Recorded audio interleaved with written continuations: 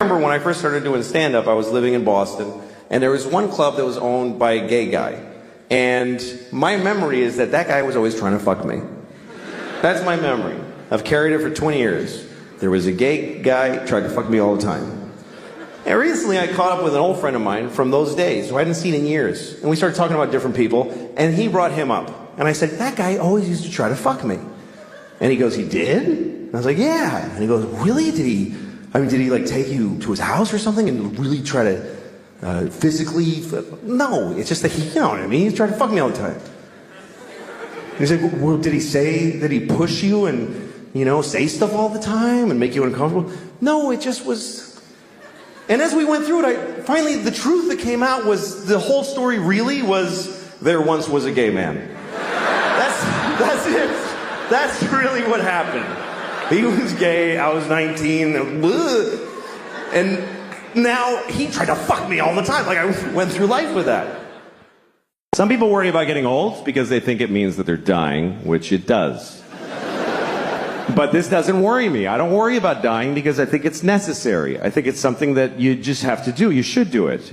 It's when it's your turn, you should do it. If somebody, you know, your doctor says you're dying, just say, okay, and die. Don't, you know, maybe a miracle. Fuck you, get in the ground. Just take your turn. I really think that way now. I didn't used to. But I do because you know, when I started thinking that way was when my mom died. My mom died a couple of years ago of anorexia. She was 300 pounds. She was bad at it.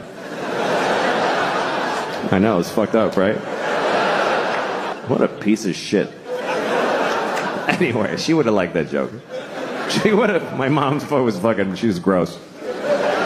And I remember when she was dying, I was alone with her, and the nurse said, this is imminent. I was like, what does that mean? She goes, she's gonna die in a minute. I'm like, just say in a minute. It's so close. Anyway, I was alone with her and she died, and I was like, fuck, they're gonna think I did it, obviously. I didn't want to lose my mom, I really didn't, but we had this one conversation like 2 weeks before she died when we were talking about it, and I said, Mom, I don't want you to die. And she said, you'll get over it. That's what she said. And I did. But in the moment, I wasn't willing to accept it. I was like, I don't want you to go. She said, but we're going in order. Do you understand? This makes sense. I'm your mother. I'm like, Mom, stop talking like that. This is sad. She goes, no, it's not. Look at it this way. Do you want me to never die? I was like, no, I don't want that at all. It's just me and my wife, and it's sad because my wife is beautiful. I love to look at her, and I feel for her. She's gorgeous. She really is. She just turned 40, and she looks awesome. And it's not because she looks younger than 40. She looks 40 on the nose. But I like that. I didn't know I would, but I find it really sexy. I like that. I like women. It's a huge turn on. She's got gray streaks in her hair, and I find that sexy. I really do. She's got strong arms from picking up the kids. She's strong and sexy on a whole other level, you know? She's changing. She smells different. She used to have blue eyes. They're black now. She's like intense, kind of crazy looking, you know? And all these lines in her face from all the shit I did to her, you know? She's got character. She looks like one of those pictures from the Depression of the Dust Bowl farmers, you know? She's intense. I like it. It turns me on. That's what I like now. I like women, you know? Girls, I'm done. Long time ago. 22-year-old girls, God bless you. Go do a shot. Whatever the fuck you do with your time. Woo! That's not me anymore. I like women. And I know that that's offensive to 22-year-old girls. They're like, I don't want men. I'm 22. I'm totally a woman. Not to me, sorry. To me, you're not a woman until you had a couple of kids and your life is in the toilet. That's really when you become a woman, is when people come out of your vagina and step on your dreams. You're still standing after that shit. You are a woman. If you're still going to clubs and you have a ponytail and a little dress, and you're standing outside of a club waiting to get in, it's 2 degrees, you got no jacket, it's a little dress, it's going to be great in there. You're a girl. I want to give you a sweater and a ride home. I don't want to fuck you. I'll jerk off to you, but I don't want to fuck you and get involved. I do want to fuck you, but you won't fuck me, so fuck you anyway. It's just a difference between girls and women, and it's not about age. Like, there's a reason why they call it Girls Gone Wild. You notice there's no Women Gone Wild. Because no one would fucking buy the Wild Women DVD. Because when girls go wild, they show their tits to people. When women go wild, they kill men and drown their kids in a tub. That's what wild women do. They don't show their tits to nobody. They fuck with their bras on. It's a whole other thing. Try taking your 4-year-old wife's picture when she comes out of the shower. Fuck you! Get the fuck out of here! It's not funny. You thought it would be cute? Like, no, she's like, fuck off! Because she doesn't have tits anymore. She has breasts that need to be checked and maintained. I get bills for my wife's breasts. That's some grown-up woman shit right there. Girls have the titties with the little perky nipples, and that's awesome. But you're not a woman till you got long, chewed-up nipples. And you're not a man till you suck one of those fucking things either, by the way. Here's the thing, I have body dysmorphia. I think I look good. I like this. I'm fine with it. I decided to stop exercising. That's what I decided this year. I'm just not doing it anymore. I made it to 55. If I stop exercising now, it just means I might make 75 instead of 78. It's not that big a fucking deal. I'm just not going to do it. You know who inspired me? Was Trump. It's the one thing he said that I liked. I don't know if you ever heard this, but Trump believes, he just believes, nobody told him this, but he believes that you should move as little as possible. Because you have a finite amount of movements and then you stop. He believes that. He just went, yeah, that sounds right. And he just thought it up. And he's proving it to be true. I mean, it's fucking working. I don't like the new exercise either. I don't like the Peloton. You know, it's a bike you ride and there's a video that encourages you. And they have that mirror that you stand there and it teaches you exercises. Then they have that gun you put in your mouth and you fucking... Lots of kinds of confidence. There's personal confidence. I don't have much of that. Personal confidence is like a man wearing white pants. That takes, you know, tremendous confidence and optimism, really. To leave the house in white pants like it's going to be a great day. There's going to be no puddles or pizza, nothing. I could never wear white pants. Because I'll get my period, first of all. I know that. Or diarrhea, more likely. That's really my period. Diarrhea. About once a month, I'm like, oh, fuck, here we go. Better just get home. And don't make any big decisions today. It's true, don't make... You know, if you have diarrhea, don't like negotiate. It's a bad bargaining position. If I have diarrhea, you stand between me and the toilet, I'll sell you my house for 10 cents. I wish I was a drunk. Like that, I love romantically the idea of being a real drunk in my bathrobe all day. Everybody who loves me is always crying. He's destroying himself. I can't watch anymore. Shut up, then. Showing up at my kid's school play halfway through. You show who you are, baby! I wish I could be that guy. But I can't drink because I just get tired. I go to sleep. I don't know how people drink and then do shit. Like when I see movies or TV shows where there's people in an office having a power meeting and they're clink, clink, they're making a drink in the daylight with a tie on. Well, Senator, hope you play ball with us in this construction deal, if you know what I'm saying. Yeah, well, I'll see what's in it for me. How is the next scene not all those people just lying on the floor like, oh, fuck. I can't believe I drank whiskey at noon. I'm glad I got girls, though. Girls are great. I don't want to clean shit off of some kid's balls. I'm glad that's not my job.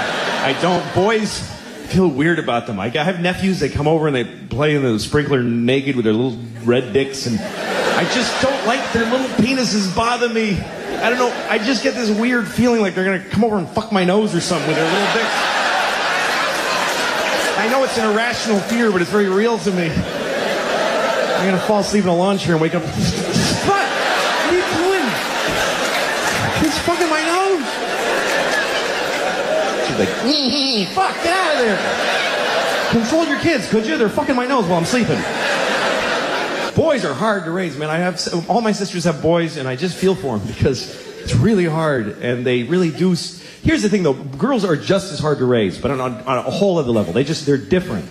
Here's the difference to me between boys and girls. Boys fuck things up. Girls are fucked up. That's the difference. Boys just do damage to your house that you can measure in dollars like a hurricane. Girls, like, leave scars in your psyche that you find later. Like a genocide or an atrocity. Like, my sister-in-law came over once with her little boy. He's like 4 years old, and she comes over, and she's been with him all day, so she's in bad shape. She's got a drink, and she's like, I can't do it anymore. I can't do it anymore. And I put like an army blanket around her, trying to calm her down. And then her little boy walks up to her. He's got a handful of sand. I don't know where he got it. There's no sand in my home. He's got a handful of it. Walks up to his mom and just throws it right in her drink. It's all she had. And he just ruined it. Really confident too, not like this. He was like, yeah, that's where that shit goes, right there. And I was blown away by this because I have girls, they would never dream of doing that. It wouldn't even enter their heads that a person could do that. But they're fucked up. Like my 5-year-old, the other day, one of her toys broke. And she demanded that I break her sister's toy to make it fair. And I did. That's how much shit she gave me. I broke the little toy, and I felt awful. I was like crying. And I look at her, she's got this creepy smile on her face. That's it. That's the difference between boys and girls. And it becomes the difference between men and women, really. Because a man will, like, steal your car, or burn your house down, or beat the shit out of you. But a woman will ruin your fucking life. Do you see the difference? Like, a man will cut your arm off and throw it in a river. But he'll leave you as a human being intact. He won't fuck with who you are. Women are non-violent, but they will shit inside of your heart. I worry about getting old only because I don't want to lose my memory, you know? I mean, some of it I would love to lose. But it doesn't work that way. You gotta take it all or none, I guess. But I forget things, you know? Like, remember Fonzie from Happy Days? I don't remember him. I don't even know what you're talking about. I forget weird things, you know? Like, I was walking down the street once in New York, and there was a guy in a van, and he rolled down the window and he said, hey, get in the van and suck my dick. And I said, all right, you know? So I got in the van and, you know, I was trying to pull the door, the sliding door, but it kept, and he's like, it just shuts, you don't have to. I was like, sorry. He's like, everybody does that, it's okay. So I'm kneeling on the floor of the van on like a purse, and there's no lady in there, but I'm like, I came here to suck this guy's dick, not like take inventory. This just gets to work. So I start sucking his dick, and about halfway through, I'm guessing, I remembered that I don't really like doing that. Senior moment. No, I jerk off way too much, and it upsets me. I don't know why. Maybe it's because it's so selfish. I don't know what it is, but I know it's bad. I know I'm hurting somebody somewhere. There's something wrong with it. Like, I was thinking the other day that you can figure out how bad a person you are by how soon after September 11th you masturbated, like how long you waited. And for me, it was between the two buildings going down. So I have a feeling that I had to do it. I had to, otherwise they win. That's the way I was looking at it at the time. It was a strange time for all of us. And I know you all waited a whole week because you're awesome, but I just couldn't do it. A boner's a boner. It's got to go. Something's got to happen. Boners just, they ruin everything. And I really hate boners. I hate every one I've ever had. I remember the first time, I was 9. That's the worst thing about a little boy's life, is that you start getting boners when you're 9. And you don't come for 3 fucking years. It's 3 years of just vicious little boners. They don't go away. You just pass out moaning in a ditch somewhere. And you wake up, you're so hard. It's awful. If you ever see a 9-year-old boy on the street, just give him $20, because he's very unhappy. Or suck his dick, however you feel like you can help him out. I remember that, man. I remember being 9 and just being hard and not knowing why or what to do. I just would rub my dick against stuff. That's all I did. Everything. If I was standing in front of a car, I would just press it against the car. Like, oh, it's warm from the sun. It's good. I used to run home from school after school so I could fuck my whole house, basically. I would just fuck the house. I'd fuck the walls and the floor. If you have a 9-year-old at home, he's fucking your house right now. Because that's what we do. I just fuck it. We had a corduroy couch. That couch was my bitch. I fucked it all day. Just humping with no results. Just frustrated. I used to do weird things with my dick too, like I'd close it in the refrigerator door. I don't know why. I just liked the pressure. I liked that one side was metal and the other was that accordion like rubber with a magnet in it. The cold air on my balls. It's good, it's good. I don't know why, it's good. About my memories, because I have kids now, and my kids are at an age where I remember being their age. I remember being a 6-year-old. I remember being a 9-year-old. And that's a big threshold that my kids have crossed, is that I remember being their age. Because when you're raising kids, you're not raising the kid in front of you. You're raising the grown-up that they're going to be later. And I was a kid once. When they were babies, I didn't really relate to them because they're babies. A baby is not going to remember shit that is happening to it. If you have a baby, keep it alive and enjoy yourself. But really, the baby it's not going to matter. A baby is not accumulating anything. It's like an Etch-a-Sketch that you shake every day. It doesn't matter. You go up to your baby, you can go up to your baby's face every day and you fuck you baby, like right every day, it wouldn't matter. Hey baby, yeah, baby, you do that every day, wouldn't matter. I mean, they'll grow up with a general sadness inside, but they won't actually remember. Why? My 9-year-old, she's just figuring out about lying. And that's a tough thing. It's hard to roll that one back. Because lying is pretty amazingly useful in life. So how do you tell a kid not to use a thing that just solves every possible problem? Like magic. How do you... Because that's why kids lie, because they're in trouble. They lie because they're in more trouble than they can take. You know, because kids, when a 9-year-old lies, it's not for some weird Machiavellian, you know. Do you know what my teacher said about you? It's interesting. They don't just make shit up. They lie because they're in trouble.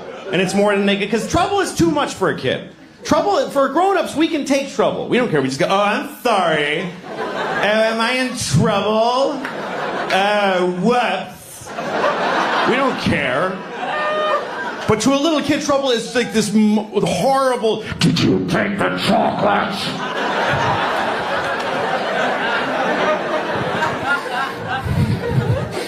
And she did, and she doesn't know how to handle it. Did you take it?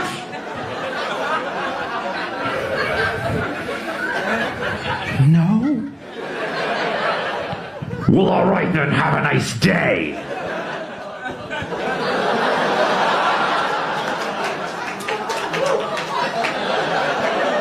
How do you then tell her, yeah, don't ever apply that perfect solution again to terrifying things? Mark Twain once said, a man who always tells the truth doesn't have to remember what he said. And that's great. But Mark Twain also said there once was a big black guy named Nigger Jim.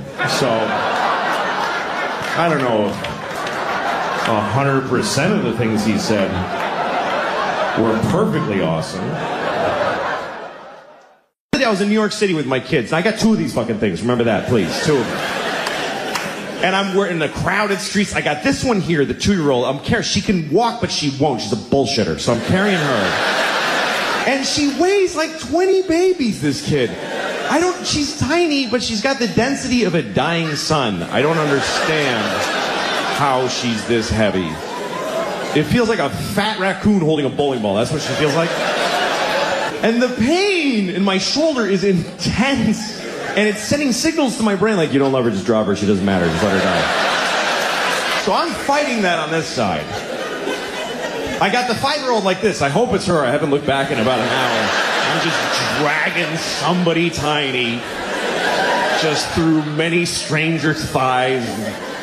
Briefcase corners are hitting her in the temple. I don't give a shit.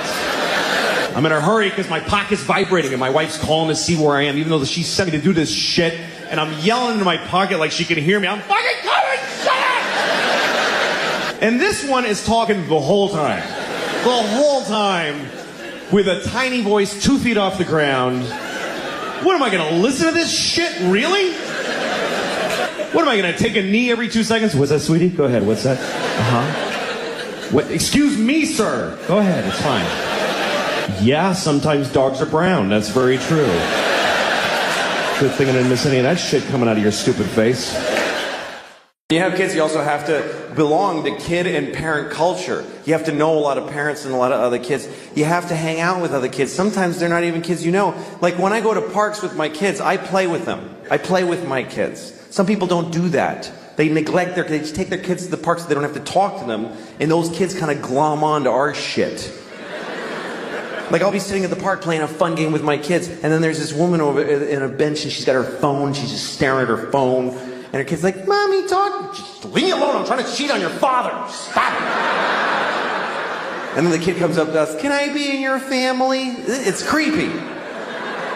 One time I was at a swimming pool with my kids, a public pool. And I had my daughter, my 6-year-old, on my arm like this. She was like clamped on, and she's kicking. It was so much fun. And then she got off, and another random child just clamped on her. It's like a rat. Get off of me. But I love you. I don't know you, kid. Stop it.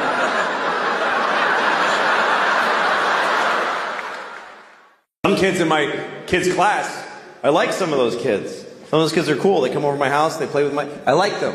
Other kids I don't like. Especially little boys. Little boys in my kids' class, I hate them. I hate little boys. I'm like the opposite of a pedophile. I just hate... There's one kid in my daughter's class who I hate so much. And it's really fucked up because I'm 44 and I hate a 6-year-old. I mean, I hate him with a grown-up, preoccupying hate. I've thought about him 3 times since I came out here. That's how much I really hate this kid. I'm going to tell you about him. And I have to make up a name because he's a real child who lives in this city, so I have to make up a name in order to tell the story about him.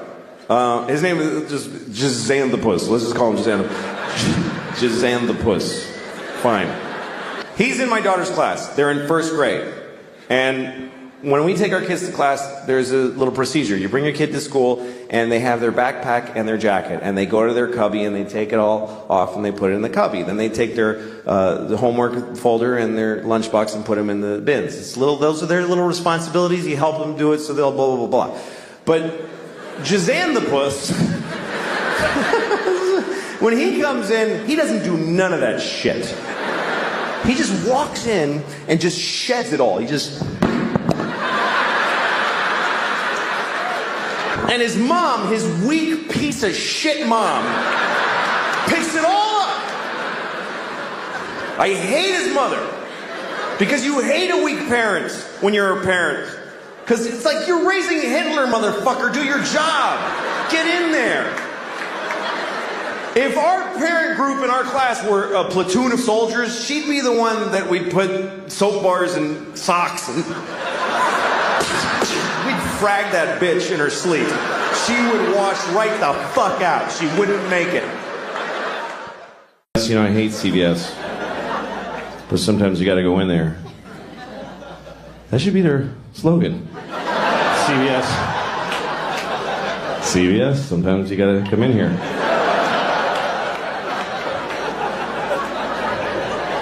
Or else you gotta get your wart Band-Aids. And that stuff for your dry vagina. Dry vagina. I used to think it was called a vagina. I did because I grew up in Boston. And I don't know if you are familiar with, people call it the Boston accent. It's not an accent. It's a whole city of people saying most words wrong. It's just a stupidity in a massive region. Because my teachers, they teach you to talk like that. My teacher, I had a teacher named Miss Doherty, but she thought her name was Mrs. Doherty. She mispronounced her own name. Miss Doherty.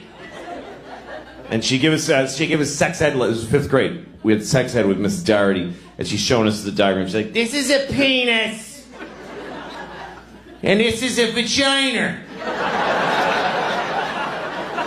Now, during intercourse, the man ejaculates sperm up into the vagina.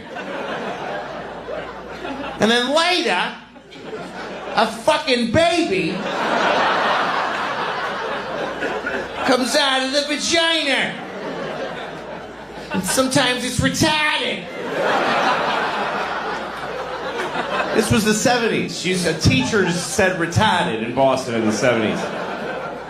My daughter's retarded. She used to tell us every day. I have a daughter and she's mentally retarded.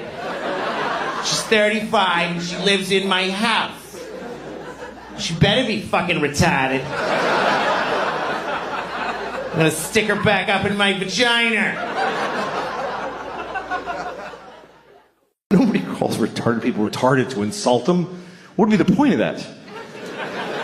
It'll be like going up to a chair and saying, "You're a fucking chair." Like, what are you doing? No. People use it on their friends. Like, you're at a bar, your friend's like, "I don't have any more money for beer." And you're like, "You're fucking retarded." Do you know that? And in that moment, no one retarded is insulted. They're not. Do you know why? Because they're not there.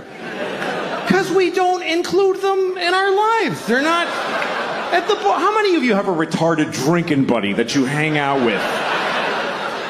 No, you take them to the zoo when they're little and then fuck them. This is what I find confusing about this thing, is that we told many generations of people that they are retarded. We told them that that's what they are, and they lived with it, and they dealt with it. And then we just decided it's a bad word. So did we tell them this? Did we go back to them and explain this to them? Listen, Nelson, I have something to tell you. You're not retarded anymore. You mean I'm cured? No. No, we're not even working on it. To a coffee place, and it was like a cool indie coffee. I don't like Starbucks anymore because you go there and they don't care anymore. They just press a button and some old lady's diarrhea comes out and they just give it to you. So I go to like a young people cool coffee place with like my band's playing notices on the walls, and it's called like the Howling Dew whatever thing, and the dude behind the counter's got a tight t-shirt and a ponytail, and he's like, "Hey, what's up, man?" And I was like, "Hey, can I get a cappuccino?" And he's like, "Yeah, right on, totally." Like, he's amazed that he could help me. Like, "Oh yeah, I got all this stuff right here. That's awesome." And so he starts making my coffee he works so hard. He ground the beans just for that one cup and put them in the thing and tamped them with this old thing, and you click, clack, and click, and then he took the milk and he frothed it like for like an hour, and then he banged it on the counter. I don't know why, it was awesome, and he scooped it in and put a little cocoa on it, and he's like, "Here you go, man." And I was just blown away, and for some reason, as I left there, the thought in my head was, that nigga made the shit out of my coffee. I don't know why. He wasn't black. That's just what was in my heart for some reason, was that nigga made the shit out of my coffee. I like cities. I don't like little places. When I go to Europe, I go to the big cities. Everybody tells you, don't go to Madrid. Yeah, just go to Madrid for like a day. And then you gotta take a train, and you have to go to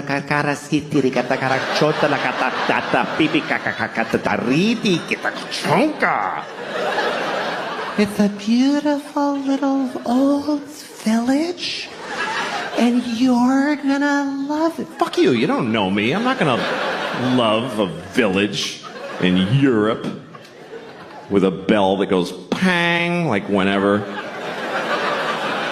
And a dog walking alone. I don't like cute little places. I don't like little towns in America either, with little shops. Oh, look at that little shop. Let's go in that little shop. Now let's get a divorce. Isn't that a better idea? You go in there. I'll just walk away. Just tell the kids I was a pilot and I got shot down. I don't like little shops. I'm uncomfortable in a little shop. You go in and it's like, clill-a-ling-ling, clill-a-ling. Now it's just you and her. You're surrounded by her dream. And you can't just go, ugh, and leave. Like, She saw you. You have to go all the way in now and look at all the little crafts that she made.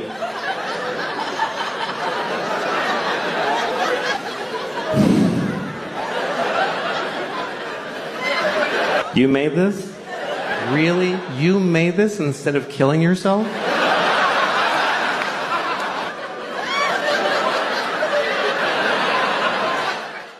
First of all, I want to talk about the word retarded, okay? Because the word retarded, it's a bad word, and people do not like the word retarded. They find it very offensive. Now, I'm a little confused by this, because it wasn't always a bad word. And I grew up in the 70s, and it wasn't bad back then. And most bad words were always bad. We used the word retarded in the 70s. We used it to identify people who were retarded. It wasn't controversial. It wasn't like, he's retarded. It was like, he is retarded.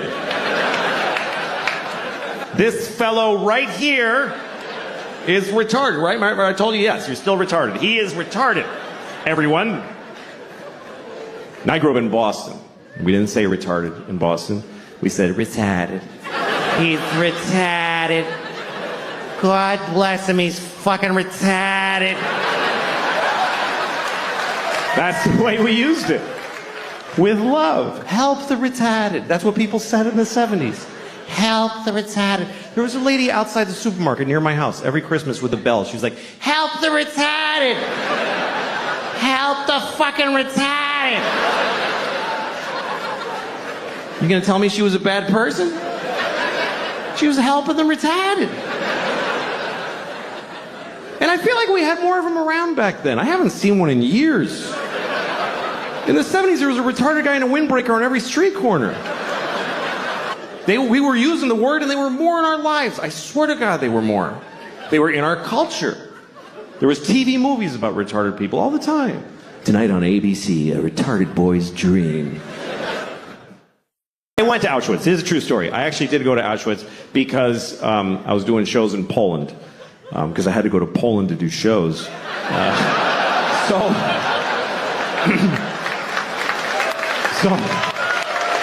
I was in Krakow. So I went to the camp. And I went there because of a very personal reason. Because I had family there. I had a lot of family there. 44 members of my family were in Auschwitz during World War II. I mean, they were guards. They worked there. No. They were Jews and they died. It's okay. Don't be offended. It's true. We lost the whole family there. Everybody, because we were Hungarian Jews. My grandfather, on my father's side, he's the only one who made it. The rest of them, all 44 of them, went to Auschwitz, which I think they really regretted. But that's what happened, because the Hungarians sent all their Jews to. They weren't even occupied Hungary. They're just like, yeah, take our Jews. And they sent my whole family there, and they all died in Auschwitz, except for him. My grandfather's the only one who made it, because he got the fuck out of there before it started. In the late 20s, he fucking smelled that shit, and he got the fuck out. And he went to Mexico. He migrated to Mexico. And we found his immigration card. My uncle and I did the family history, and we found it. It says nationality, Hungarian, and it says religion, Catholic. And there's a picture of him like... like, fuck it. They don't know what a Jew looks like in Mexico. That's where I'm going. And that's why I'm alive, because he made that choice. It's also why I'm not Jewish. He was like, Jew schmoo, we're not fucking Jewish. Somos católicas. And that was my abuelito. Became a fucking Mexican fast. I was in New York one time. I was on the subway platform, and I saw two rats, and they were fucking. And I never saw them before. I'm like, oh shit, there's two rats fucking right there. And so I watched them. Because you can watch rats fuck. It's not a big deal. You don't have to go...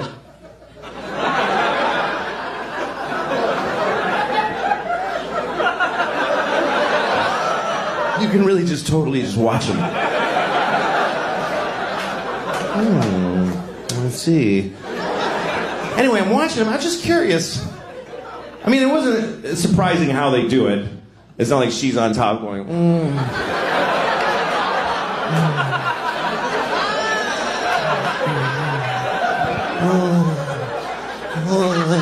Thank you. I love it. I think this is a Japanese rat I'm doing. I don't know. Oh, it's so good to fuck you. Oh, come on, Ricky, do me. All right. Anyway, it wasn't anything like that. It was a pretty standard rat fuck. Just, he's on top, kind of smushing her into the pavement. She's like, and I'm watching him. I didn't like miss my train, just while I was there. Because I was curious. That didn't turn me on, I was just curious. Because I want to know, what is it going to be like when he comes? That's what I wanted to know. What is it like when a rat comes? Is it just a biological thing, just a dispassionate kind of just me, and then he just goes home? Or is it like, fucking yeah, is it like, is it, is it ecstasy? Is it an orgasm? I saw a fart porn one time. It's a fart porn. I never thought I'd be turned on by farts. I'm not interested in farts. Farts are okay. I'm farting right now. I've been farting this whole time. And I didn't want to watch it because it was a fart porn. It was because of the title. The title is what got me. The title was, Nice Girl Farts in Your Face. Who's not going to watch that?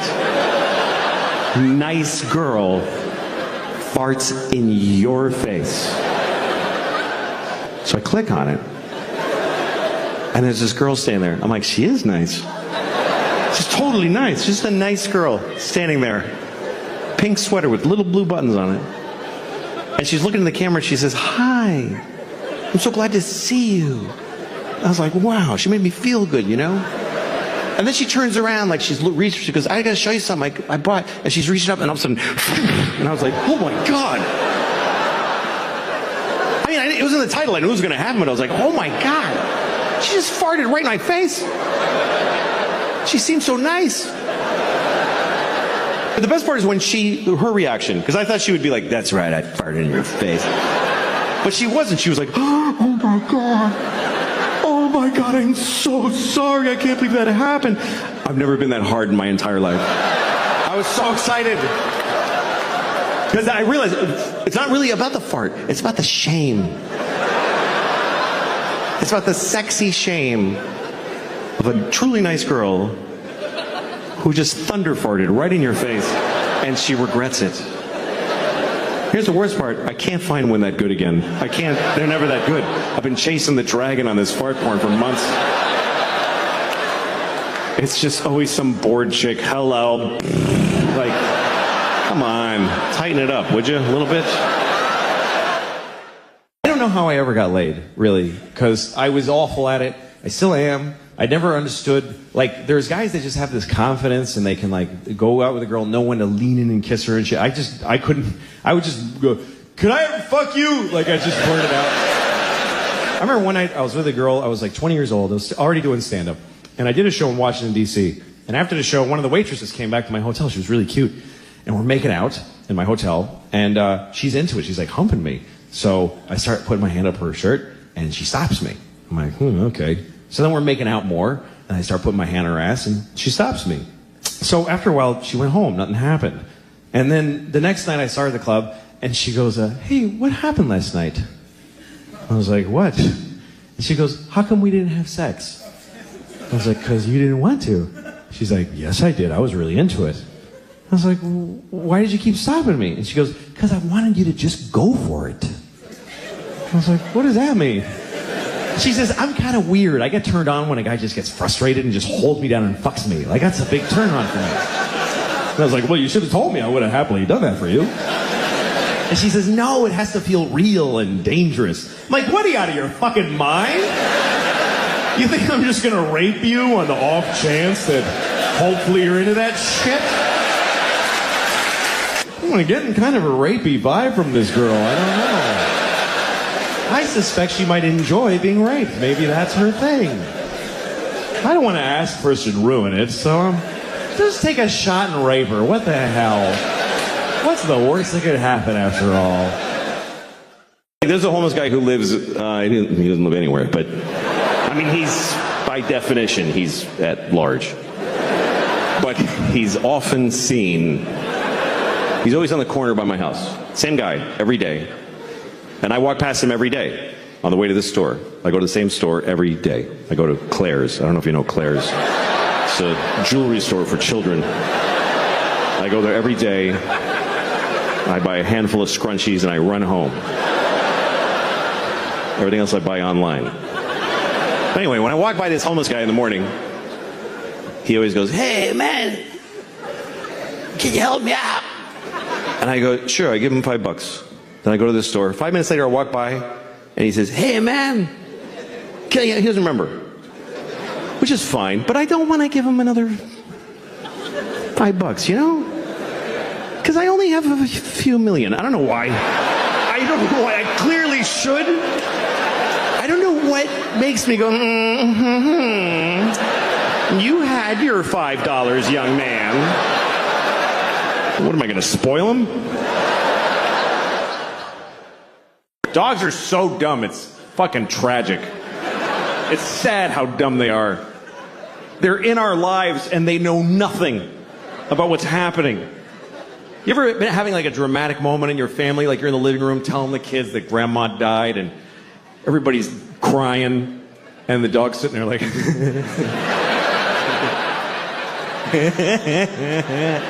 I know you. They're so stupid.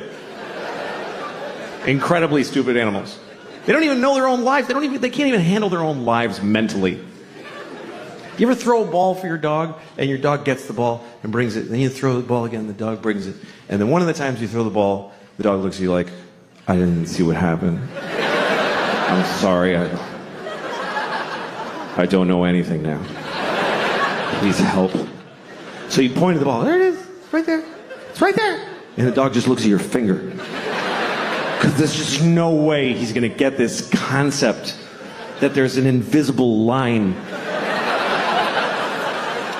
that he can follow with his imagination. I have a great dog. I got a dog last year. She's a great dog. I did not adopt her. I'll be honest with you. I bought her with money. That's the truth. People always ask me when I walk my dog in New York, "That's a beautiful dog. Is she a rescue?" I'm like, "No, she's very expensive. Please don't touch her." I went to France last year because I thought I should leave the nation. Felt like a good idea. Would have left the planet if they had another one of those, but... I went to France. I had a great time. I fell in love. I met a woman. I fell in love in France, and we've been together since then. It's been nice. Yeah, okay. It's nice having a girlfriend from another country because you learn a lot about that country. I learned a lot about France from being with her. I never knew these things about, like, one time she was sick, and I was taking care of her, so she had a fever. I gave her a thermometer, and she put it in her asshole. Never seen that before. Turns out the whole country, all of France, puts thermometers in their assholes. And they don't put their eggs in the fridge. They have no respect for temperature in either direction. I was like, "Why are you putting it in your asshole?" She said, "You don't do this? You don't put here in America?" I said, "No, we don't put a glass thermometer filled with mercury in our anuses. You fucking savage." Well, we do it to babies and dogs. Because they can't talk. Every American baby's first words is, "Get that fucking thing out of my asshole." Nice having a girlfriend. It's better than being married, because, you know, with a girlfriend you can switch. And marriage is, fuck, that's hard. I feel bad for people that are in a bad marriage. If you're in a bad marriage, by the way, you know what you should do? Just stay home. Don't make people, just self-quarantine. Don't make people fucking look at you. You know those couples that come over for dinner and they're holding a gun to each other's heads like, "Hi, thanks for having us." Fuck. There's always that awful moment at dinner. One of them's like, "We saw that show on Wednesday." The other one's like, "It wasn't Wednesday." We're gonna fucking puke because of your life. I was on an airplane one time and a married couple came on and they had been sat separately. There was some mistake. So they're trying to figure it out. And the woman, she's supposed to sit here, she comes up to me and she says, "Would you mind moving so I can sit with my husband?" And he's behind her, he's like... And I wanted to help him. But what am I going to say to his wife? Just, "No, I won't move." Then I have to sit with her. So I just got off the plane. I didn't go on the trip. I got off the plane, and it took off, and it hit the World Trade Center. So that was... Yeah, that was bad. I'll never forget that day. I used to date a woman who was a vegan, so I had to fuck her with my dick substitute. And remember when meeting a vegan was weird? Remember when that was like a strange thing? Like, oh, what is that? Like, you probably met your first vegan in the 90s. You had like a dinner party, and somebody brought a vegan. And they said, just so you know, I'm a vegan. And you're like, I'm sorry, you're a vegetarian? And they're like, no.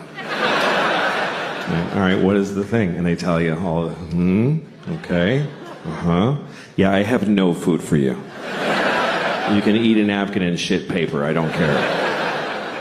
But then you met another vegan, and you're like, oh, okay. And then now they're everywhere. Now who cares? There's several vegans in restaurants and whatever. It's kind of like gay people, sort of a similar trajectory of growth and acceptance in the culture, you know? The gay people and vegans have a lot in common. Like, they both have to tell their families at Thanksgiving. That's when they have to tell them. And dad gets angry.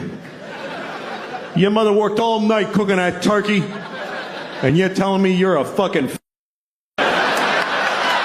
You know, it's drama. My wife and I, we've been married for about 9 years now, so we're almost done. And... After 9 years and 2 kids, you start looking at each other like, no, no, I'm not gonna just keep doing this. Who would do that? We went to therapy for a while, and the therapist was like, one day he goes, you should go on a date. And I'm like, fuck you, I'm not going. I did go on a date with my wife, and I don't think I'm gonna call her again. It wasn't really fun. Some things do get easier as you've been married for a while. You start to understand each other better, and you start looking at yourself more. You spend a lot of your marriage looking at the other person and trying to change them or figure them out. Then you start realizing what you're bringing to the table, and you blame them less for shit, you know? Like, my wife will never fuck me again. I know that now. But I just feel differently about it. I used to get mad. I used to be like, she hasn't fucked me in months. How could she do that to me? Now I look at myself, and I'm like, how did she fuck me for years? She fucked me for years. She couldn't possibly have enjoyed most of those fucks. Which means she took about 500 for the team. You gotta respect that shit. I think it's hard for women to have sex if they don't feel like it. It's not a skill they have generally. Men have it. That's just different. We have different sexual skills. Men can fuck whatever. We don't care. We'll fuck you if we don't like you. Everybody knows that. But we'll fuck you even if we don't feel like fucking you. Even if we're not hard, like, I'll fuck you, give me a second, I'll find a way. We don't care. We'll fuck things. We'll fuck a rusty keyhole nailed to a donkey's ass. We don't give a shit. We are jizz on demand. We just have we don't care. Women have another skill, which is that they can decide whether or not to have sex with their minds, which is amazing to me. A woman can decide not to fuck in the middle of fucking. That is so weird to me, that they can just stop because of some other shit that distracted them. If I'm fucking you, you could show me a picture of you cutting my mom's head off. And I'll be like, whoa.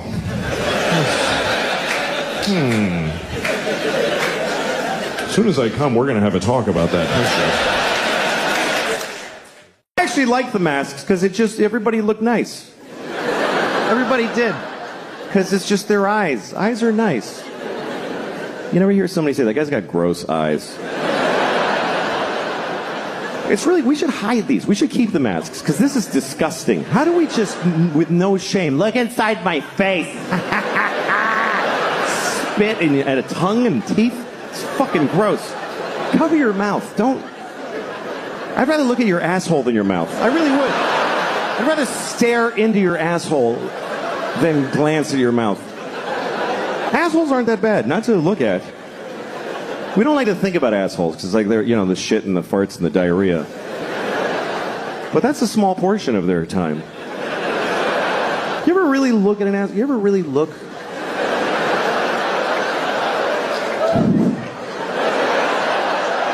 Once you see it, like, in nature, it's a little, that's all. That's your asshole. It's like, you know what it is? It's just an aperture. That's all it is. That's your asshole. It's like a camera shutter. That's all it is. It's like the opening to the James Bond movies. That's what you're asking.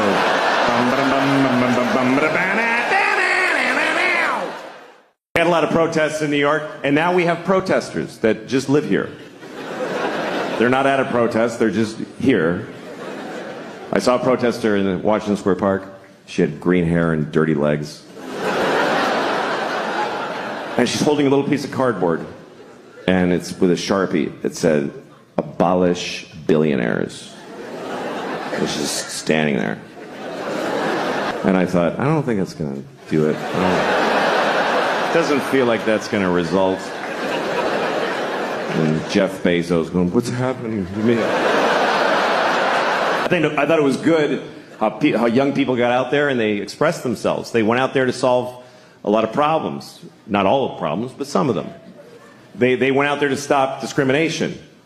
Not all discrimination. Just some of it, which is a weird form of discrimination. But there are groups that are discriminated against who don't have any protesters or any people working for them. And we all discriminate against these people, like ugly people. Everybody discriminates against ugly people. They do, and it's awful. I mean, I'd rather be discriminated against for my race than for being ugly. Because you might not lose a job or a promotion, but nobody kisses you on the lips like your whole fucking life. Like, try that. This is what we say to ugly people. We don't like your face. We just don't like it.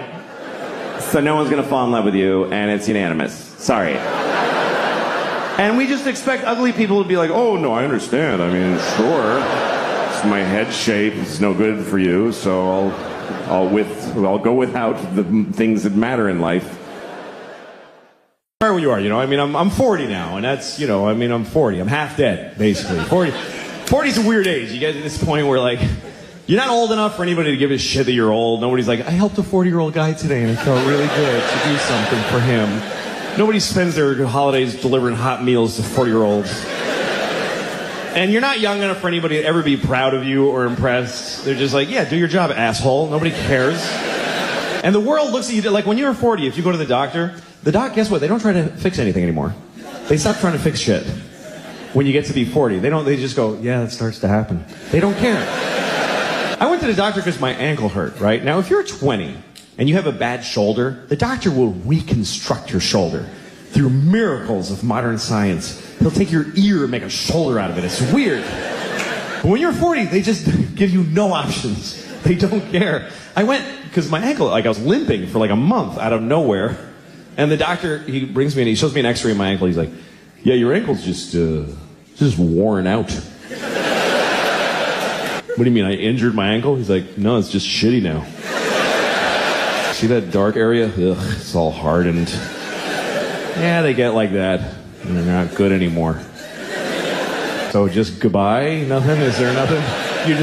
Nothing? There's no, it's like incurable shitty ankle. That's it. And he goes, "Well, there's things you can do. You can stretch. For a half hour a day, you should stretch your ankle." I was like, "How long will that take to fix it?" He's like, "No, you just do that now.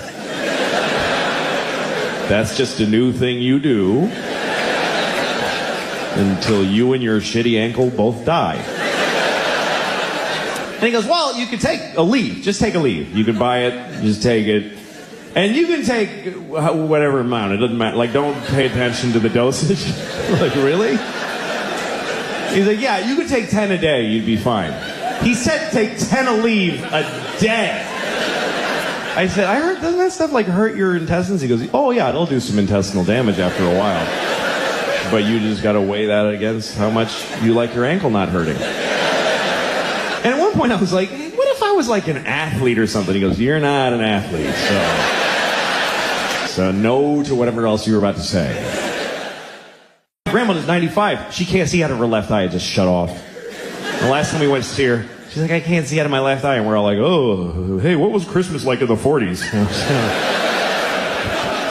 Maybe run out the clock on the eye thing if we're lucky, So I go to her doctor. He's right at the end of the hall. He's there always like 90 feet away from her. So I go to the doctor and I said, "She can't see out of her left eye at all." And I swear to God, he goes, "Well, she's probably got a bunch of tumors in her head." I swear to God. That's exactly what he said.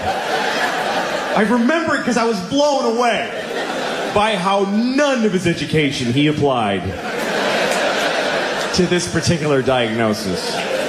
He said that she's probably got a bunch of tumors in her head. He's a doctor and he called it her head. He almost said fucking head. I swear to God, like that's what he was thinking. She's probably got a bunch of tumors in her fucking head. Oh, who gives a shit? That old cunt will be dead in a week. I ain't gonna get up from my desk because of her eye. What, does she need 2 eyes to see the shitty place you fucking put her because you don't love her enough? It really was an interesting social experiment, COVID, because everybody got told the same thing. The whole world got told the same thing. If you go out unnecessarily, millions will die. And a lot of us said, oh, I'm going out. Yeah. I'm going now and a lot. Yeah, and millions died.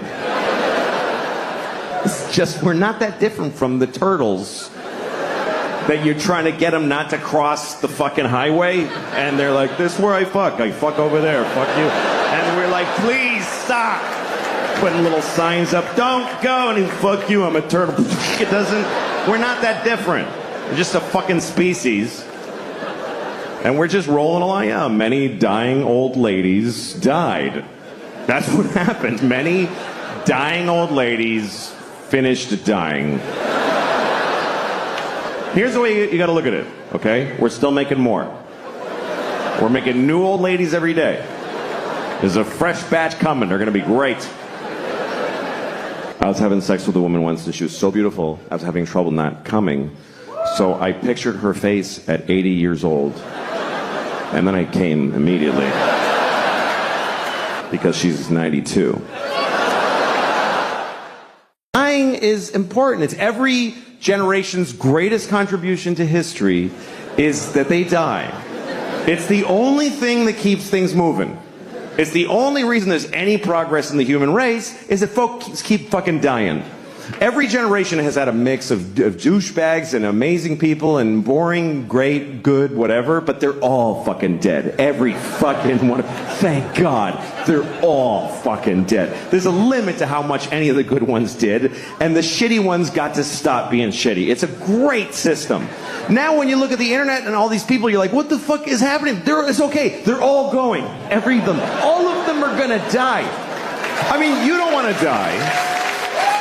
You don't want to die, you don't want your loved ones to die, but that's a selfish wish when you think about what would happen if nobody died. What kind of world would this be if there was nobody, if we still had people here from the 1100s? It's hard enough having people here from the 50s.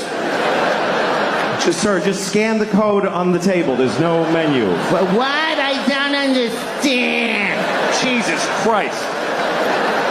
You want to go through that with Pontius Pilate and Charlemagne? Fucking pain in the ass. Fucking old people that don't want to fucking just... When you get older and you start going, everything's so crazy now. No, it's fine. Just get the fuck out. It's great. They're not going to make it work for you. You're here for 10 more minutes. Just get the fuck out. If you're in an airport and you're looking at the toilet and you're like, I don't understand how this works. It's time for you to die. That's what that means. These toilets are for the next people. Get the fuck out. One thing I found very interesting was that during the pandemic, a lot of people really liked counting the dead people. That got very popular, was counting the amount of the dead and dying. Do you know how many people? Just today. Just today. Do you know how many people died of COVID-19? Just today. Why? Keeping a daily tally. We don't do, there's a lot of shit going on that we don't keep a daily tally of how many babies were dropped in a bucket of paint. And I looked that up. I'm not kidding you. It's 30 a day. It's a real problem. I'm serious. A steady 30 babies a day are dropped in buckets of paint. It's not random. It's one guy that won't stop doing it. Yeah, we liked counting them. We liked counting the dead. And when it got really high, we don't know how to count them anymore. People are trying to find different ways to express the number or take it in. Remember January? It was really bad. It was 3,000 people every day were dying of COVID. So people started saying this is 9/11 every day. This is literally 9/11. Every day. When did we start measuring deaths in 9/11s? When did that become the new how many football fields long is it?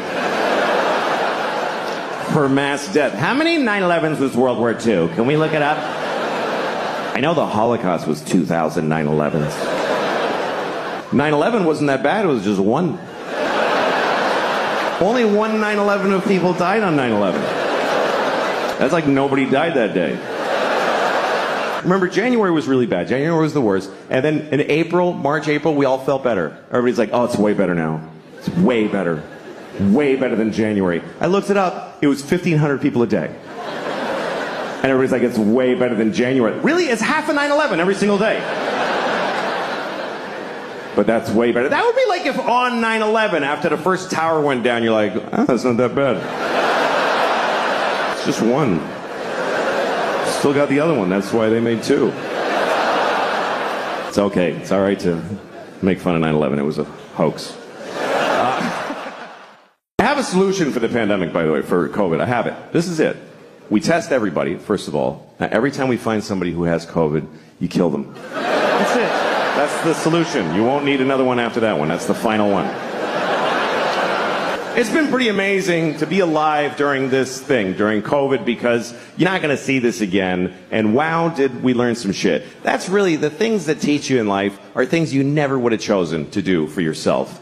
I mean, think about your life as far as it's been where you had the choices. Where you're like, I'm going to do this. I'm going to pursue this. It all goes to shit. Every bit of it. And even when it goes right, you're like, why don't I like it? It's what I wanted, but why don't I like it?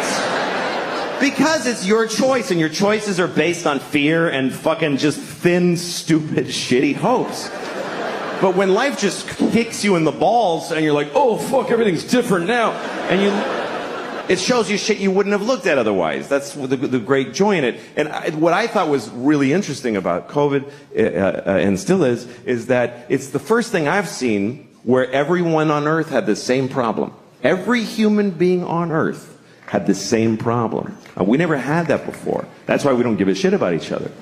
Because you read like, oh, there's floods in Houston. You're like, it's fucking water. What is it? What's your problem? Floods. What is that? Just walk like this. What, you can't handle some water? My basement floods. What the fuck? Who gives a shit? Like, he's on a canoe in the street. That looks like fun. Why is that an issue? There's fires in California. Blow it out. You fucking blow out a fire? Get the water from Houston and dump it on California. Fucking deal with it. Murder is a weird law structure also. This is not a sentence, didn't make any sense, but murder should be simple because it's a binary crime. You kill somebody or you don't. They're alive or they're dead. It's one or the other. But the laws around murder are a little murky. One person kill somebody, get 100 years. Somebody else gets 20. Why? What's the difference? Here's what they base your sentence on with murder. They base it on how you felt when you murdered them. That's weirdly important. They say, okay, you shot him in the face. But what was up with you, man? Like, what was going on? Like, come on. I think if you murder somebody, your sentence should be based on how old the person was that you murdered. That should matter. How much of their life did you take away? Like, if you see a 3-year-old girl in the park and you just kick her to death. It's a hypothetical. Fucking grow up. It's a hypothetical. I'm not asking you to go do that. I'm just asking you to just really imagine just kicking a 3-year-old till she's dead. She do a lot of time, unless she's got like diabetes. You got to work it all in. But what if you kill somebody who's like 98? He's 98, and he's like in a hospice. He's not even good 98. He's in a hospice. You know what hospice is? It's like a hospital, but they don't try to help you. And say there's a guy, he's like 98 in a hospice. He's got cancer and AIDS and COVID. And he's like, and they just unplugged him. And right then you walk in.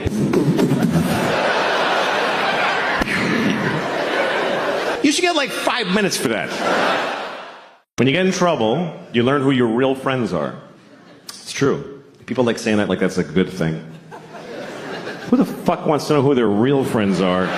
You don't want to know that. Believe me, you don't want to know. It's never who you want it to be. It's not your cool friends, and it's not your fun friends. It's your real friends. I'm here for you. I fucking know that. I have this friend, she's the best person I know, but I sometimes want to punch her in the face because she's so nice. Because I'm not a good person. Like, I'll tell her something I'm having problems with, and she'll say, I'm going to pray on that for you. I have a feeling when she prays, God's like, ugh. Fuck. This one makes me want to get out of the business. People say you should live like Jesus. Who can live? He was insane. You can't live like that. He had a weird life. I'm reading about Jesus. I have this book about Jesus. I'm going to share it with you. This is a book about Jesus. Actually, only this much is about Jesus. Only that, just that part. The rest of it is just the Jews going like, and then we walked for 50 years in the desert, and we only had a little bit of oil. It was difficult. It's fucking verbose. The Julia, just Jews. It just goes on and on. And then Jacob bought a goat, and Abraham lived to be 800. Yeah, I bet he fucking did, too. The Jews in the early chapters are all like 800 years old. And then God was like, I can with these fucking Jews for 800 years. Heart disease starts today. I was so scared of hell when I was a kid. I remember when I found out that gay people go to hell, according to the church, and I got scared. Because I'm not gay, but what if God thinks I'm gay? What if I come off a little queer to the Lord? What if he happens to glance at me when I hit my toe and I'm like, ow? He's like, oh, I know where you're going. I mean, that's their thing. I don't believe that. God doesn't hate you because you're gay. God made you gay because he hates you. No. I'm just kidding. But you know who I feel sorry for? Who I really feel sorry for is a gay man's sperm. Just think about that. That's a tough destiny. Being a sperm inside of a gay man, this is hard luck. Because if you're gay, that's great. But your sperm is not gay. Your sperm is just excited, like, we're next, fellas, here we go.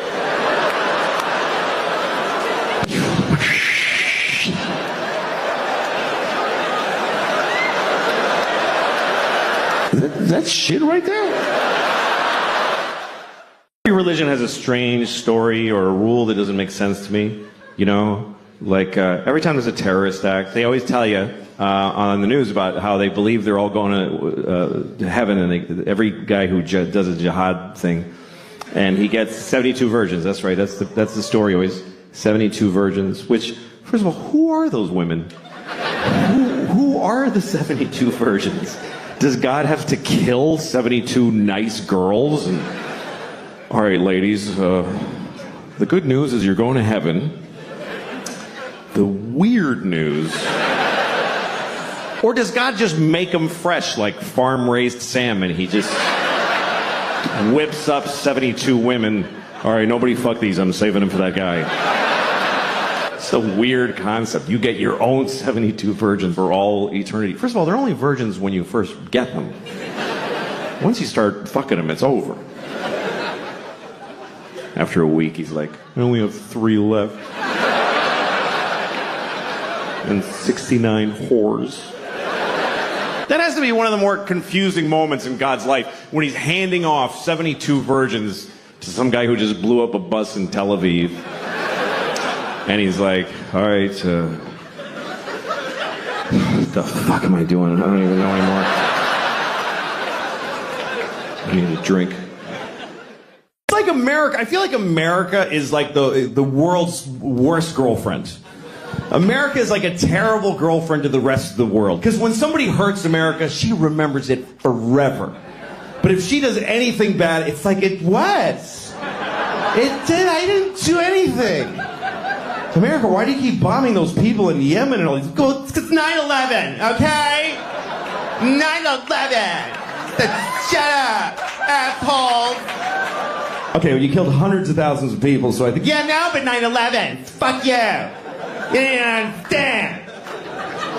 Yeah, but you're torturing people. It wasn't even torture. Oh my God. He's such a baby. I didn't even do anything to him. I'm saying this about women because I'm a guy. Women might say this about that. This is what guys like. That's just what it's like, you know, because I think racism and sexism are very different.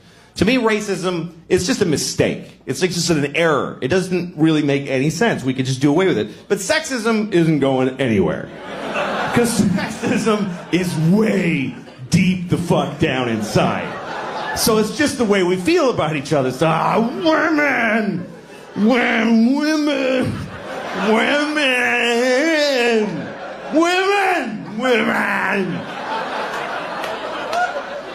And you're like, man.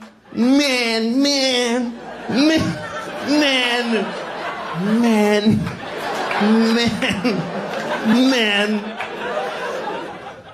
know those movies where a mother and a daughter switch bodies? You ever seen a movie like this? It's always like Freaky Friday, some Disney comedy where a mother and a daughter switch bodies and then they're like, whoa! Then they have to water ski and be in a rock band together.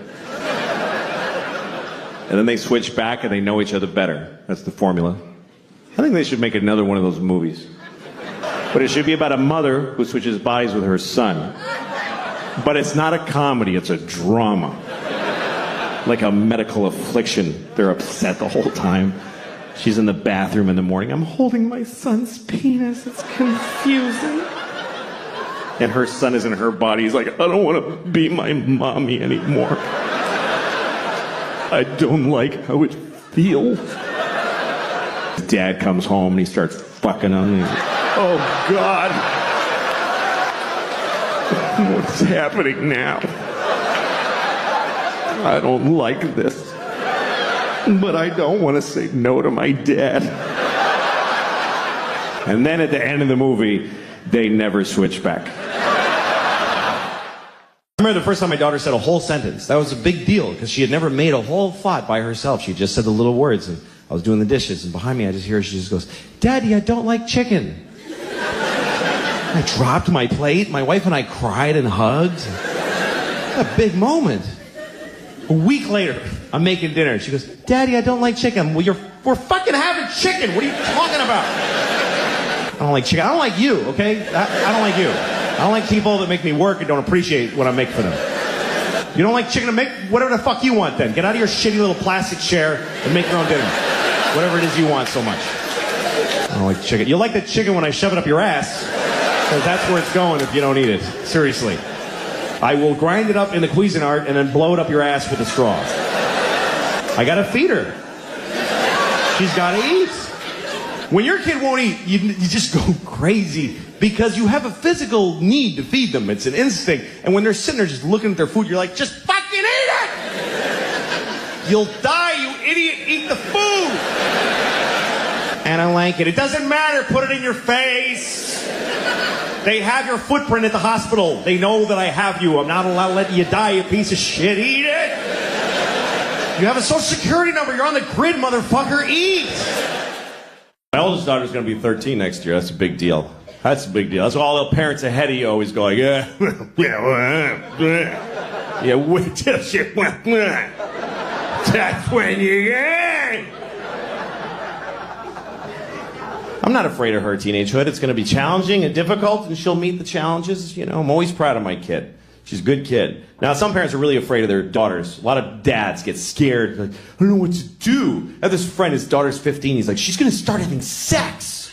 I don't know what to do. She's going to have sex. What do I do? I'm like, well, you don't do anything. You don't have a role in that at all. You're the father. No role. Not supportive or advisory, nothing. But what if she has a bad sexual experience? Oh, she's gonna have a number of those. Oh, yes, she is. Her whole life is gonna be just walking through a blizzard of bad dicks, just... Dick. Just... Jesus. That was a big one. Holy fuck, I'm just trying to get to work.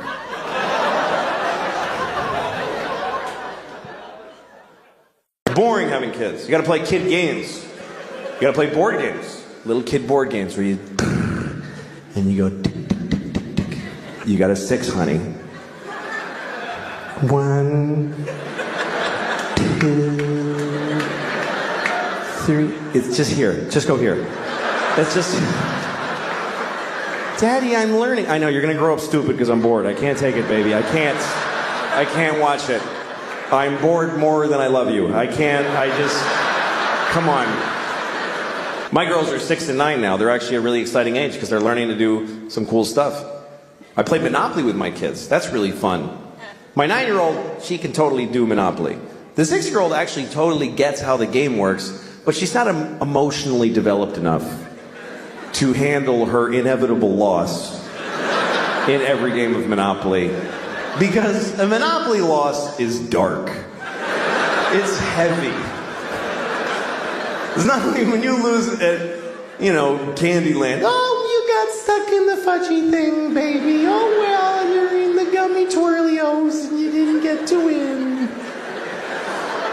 But when she loses at Monopoly, I gotta look at her little face and I go, okay, so here's what's gonna happen now, okay? All your property, everything you have, all the railroads, your houses, all your money, that's mine now. Gotta give it all to me. Give it to me. That's right. And no, you can't play anymore, see, because even though you're giving me all of that, it doesn't even touch how much you owe me. Doesn't even touch it, baby. You're going down hard. It's really bad. All you've been working for all day, I'm gonna take it now, and I'm gonna use it to destroy your sister. I'm gonna ruin her. It's just mayhem on this board for her now. My father is Mexican, and my... Yes, 6 of you here. My father's Mexican, my mother is dead, so I'm half dead on my mom's side, and I'm half Mexican. A lot of people don't believe I'm Mexican. When I tell them I'm Mexican, they say stupid things. They say things like, how can you look like that? What do you mean, how? Like I'm trying to look, I'm not Mexican. No, I'm not Mexican at all. Then I get home like, oh, senor. My parents, they got divorced when I was about 10, and I have kids now, and their parents are divorced also. And I remember when we told our kids about that we were going to divorce. If you get divorced, you should tell your children. So we had to do it carefully because they were 5 and 2 years old at the time. So we had to put it in a way that they could comprehend. So I remember we sat them down and I said, okay, listen, you know how you love your dog? You love your dog. Like sometimes you give your dog food from your plate. You're not supposed to, but you do that because you love your dog. Remember the other day your mom and I were like, don't give the dog any ham, but you did because you love your dog. Okay, so that's why we're getting a divorce. Because you don't listen. And we just can't take it anymore. It's just too hard to not be listened to. So we're going to move to separate homes and each have you for half the week because neither of us wants to have you all the time anymore. Yeah, and it's very sad because I love your mother very, very much. And she loves me so much. But we hate you more.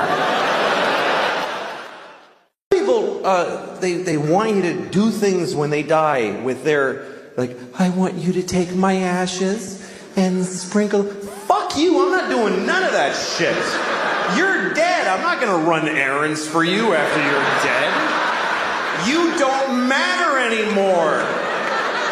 Some people try to do something, noble with their bodies. They try to have their bodies have some use after they're dead, which I think is a good thought. You're only borrowing your body. You're only borrowing everything. If your body's worth anything when you're done with it, you should pass it on. That's something I really believe. I mean, I'm not going to do it because I don't want to. Ew, it's mine. I have a lot of beliefs, and I live by none of them. That's just the way I am.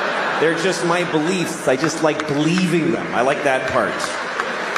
They're my little believies. They make me feel good about who I am. But if they get in the way of a thing I want, or I want to jack off or something, I fucking do that. But I run 5 miles every other day to maintain this shit body that I have. Because the food, man, I eat like high octane crap. Like the other day I got a Cinnabon. Do you know what a Cinnabon is? Let me explain Cinnabons to those of you with self-respect who just walk right by shit like that and have no idea what dudes like me are eating. Because the line at Cinnabon is not a varied group of people. It's not all kinds of folks trying out a Cinnabon. It's not like there's a skinny Chinese girl and then a little dude. It's just... And no one's happy on the Cinnabon line. No one's like, I love these, I can't wait. No one's excited to get one. It's all dudes like me or fat or saying like, oh, fuck, I'm getting a Cinnabon. I gotta cancel all that shit I was gonna do too, because this is gonna be... Here's what a Cinnabon is, let me explain it to you. It's a 6-foot-high cinnamon swirl cake made for one sad fat man. Even if you have a vagina, you are a man if you're eating a Cinnabon. In that moment, you're a man. It's a sticky, hot bun, and it comes with a little tub of jizzy hot syrup. It's hot cum. There's no way that's not hot cum. They should call it a fat treat, just to make us say that when because we don't slow us down. We don't give a shit. Yeah, give me a fat treat, please. Yeah, with a hot cum. Dude, I don't care. What do you think, I have integrity? I'm buying a Cinnabon right now. I'm buying a Cinnabon at the airport that I arrived at. You understand why that's extra disgusting, right? Because when you're leaving, if you're at your destination, when you're at the airport, you're leaving, you can go like, oh, I gotta eat. I need food, and because I might be trapped in the sky forever, and I should eat right now. But I've landed. The trip is over. I'm 20 minutes from my house where I got bananas and apples and shit. And I'm sitting on my luggage just fucking eating a Cinnabon with a fork and knife. Just, It was a shitty one, too. It was old. The dude at the thing, he was about to take it in and close, and I was like, no, give me that, now. And he didn't want to sell it to me. He's like, this is very old, please don't buy it. Don't buy it, it's too old. I was like, dude, I'm eating that. That's what's going to happen next. You decide if we're going to be in the paper tomorrow, but that shit's going in my face. I weigh 240 pounds, which is not, no, it's not okay. Because there's no way, like, when you go to a doctor, they give you like a formula for how much your weight, like a rule of thumb. I'm pretty sure it's not your age plus 200 pounds. That doesn't seem like... Like, I was watching a boxing match today, and both guys, they weighed 110 pounds each. So, both of those guys still need a fat baby and a dead dog to make me.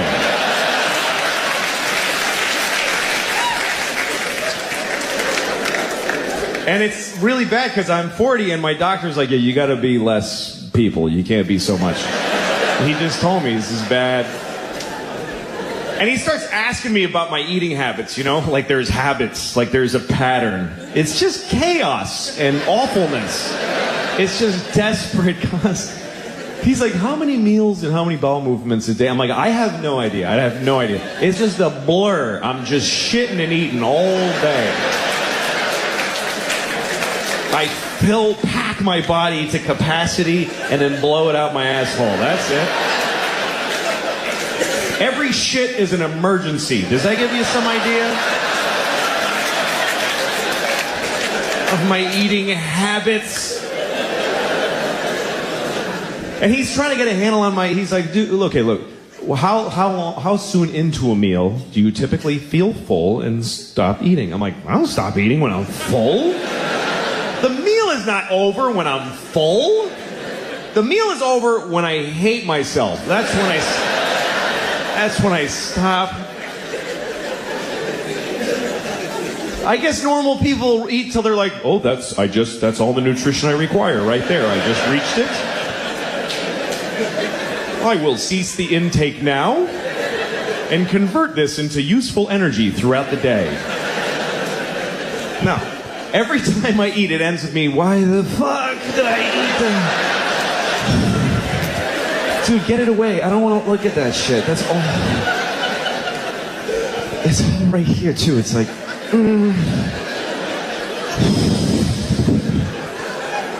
I got syrup in my veins, like for blood. I got syrup. It's gonna be bad later. I think I'm getting worse as a person. Because as you get older, you start finding out... let me give you an example before I rented a car a couple of weeks ago in Los Angeles. Had the car for a few days.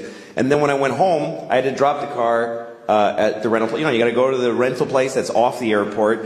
Give them the car, give them your thing with the mileage. You gotta get on a bus and then go to your terminal and check in. I was late and I was worried about missing my flight. So I knew I had no time to do any of that. So I never did this before. I just drove my car right to the terminal and just left it there. And I got on the plane. And once I was on the plane and I had a little moment, I called Hertz and I said, hey, listen, your car is sitting out in front of Terminal 4 and the keys are in it. So that's where it is. And the guy was like, you can't do that. You have to return it to this location and then get... And I go, well, I didn't do that already. And now I'm leaving California. So if you want your car, you need to go to that place where it is. And he was like, oh, Jesus, man. All right. We'll get it. And that was the end of it. And I realized I could do this every time. Every time I rent a car. Because of course they want you to do all that shit. But if you don't, they still want the car back. They're gonna send a dude. You could drive a car till you don't want it. Just get out of it while it's moving and just walk away. Well, I don't feel like being in that car any longer. I hated being a teenager. And then I discovered drugs. And then that's all I gave a shit about. I don't know how I'm gonna tell my kids. How the fuck do you compete with that? How do you take a miserable person with no control over their lives and tell them with a straight face, oh, you can't do drugs. You can't do that, baby. All drugs are a perfect solution to every problem you have right now. How do you beat that? Drugs are so fucking good that they'll ruin your life. I mean, that's how good they are.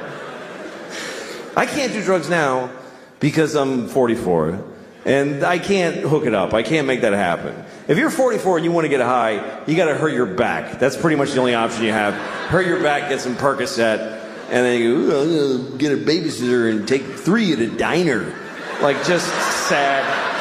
I'm a little drowsy. Woo! Here's my issue with Good Will Hunting. Matt Damon also wrote the movie, okay? So he basically sat down, he's like, first of all, I am amazing. I'm a construction worker. I'm like working class. And I drink beer and I get in fights. I get in so many fights.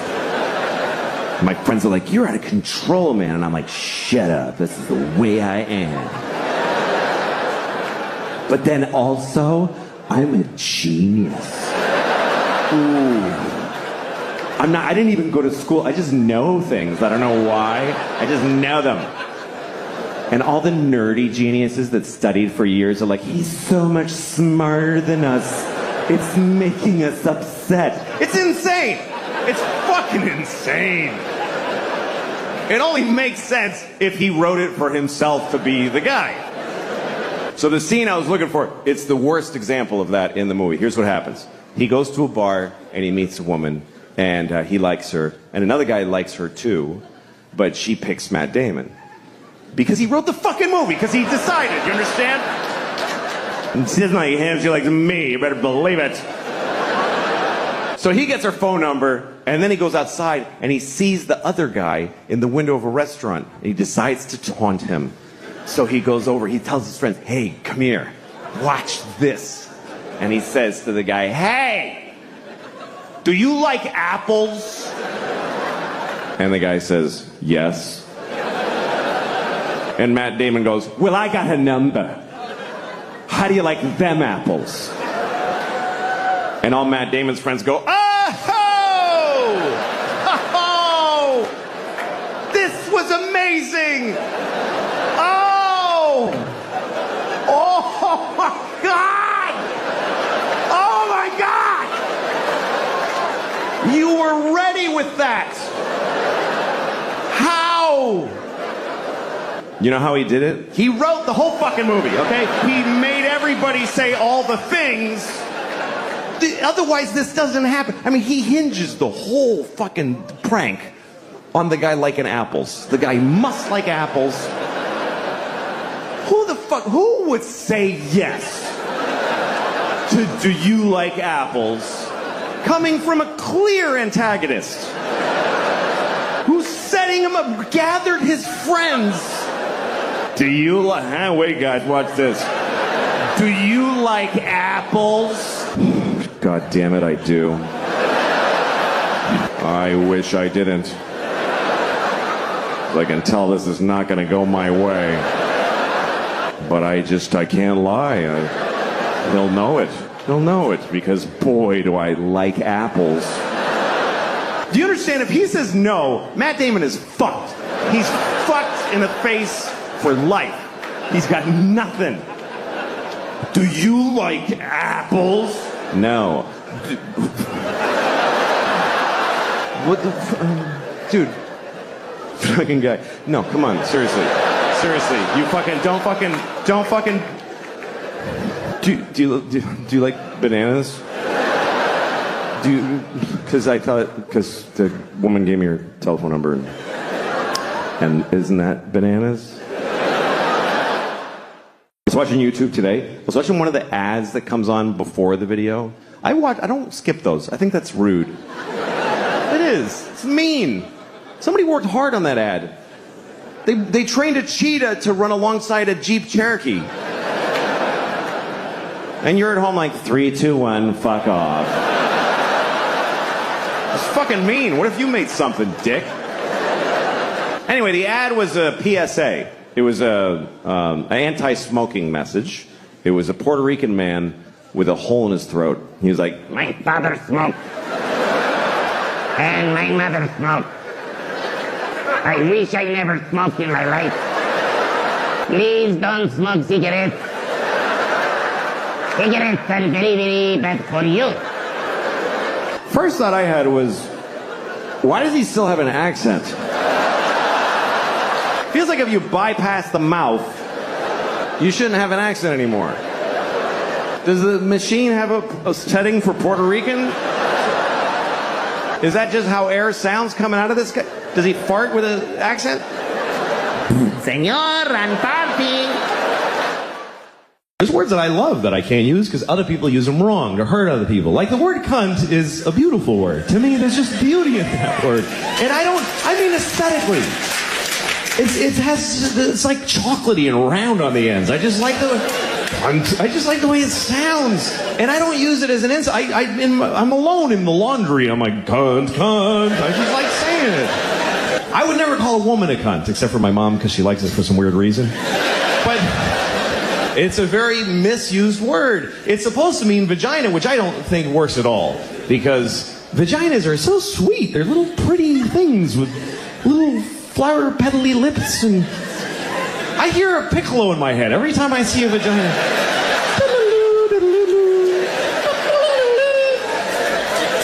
Even vagina's too harsh for... They should be called like a...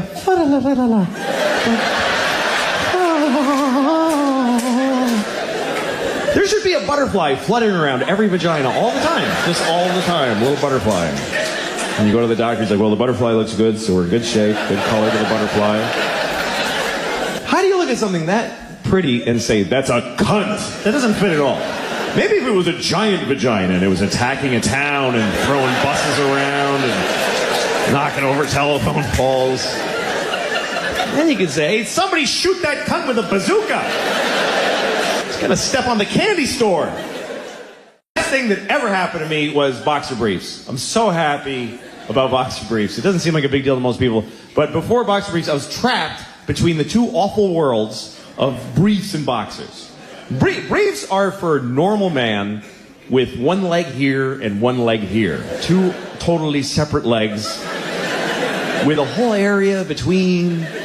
And the briefs go up into this little valley, this little area, and they come down like this, and they can just tuck up in there and just hold them nicely. Because he's got all that air and negative space. But this is just all just mashed together, just upsetting, stingy, red, sweaty, just like, this looks like a pig's ass when I'm naked. Like, even my dick is curly like the tail. Like, this is a pig's ass. And I pull briefs on and they just go, and they just grab my dick and balls. Like, here's your balls, you fat bastard. You're like, that. And they just dig up in there with this viciously sharp cotton and like, after a while, I'd have just this wad of just damp cloth, just a wad of wet cotton. Just like the size of a tennis ball, like a huge wad of wet cotton.